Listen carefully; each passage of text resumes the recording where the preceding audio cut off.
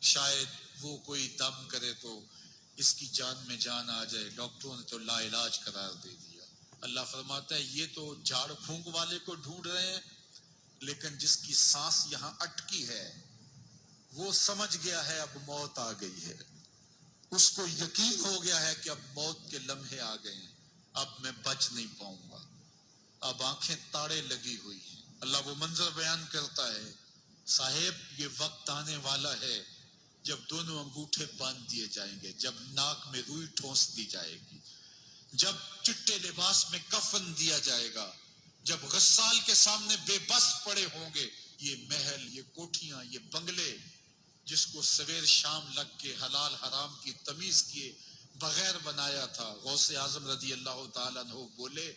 مکان بنا رہا ہے، بسیں گے اور حساب تو جا کے دے گا۔ تو یہ تو ایک رات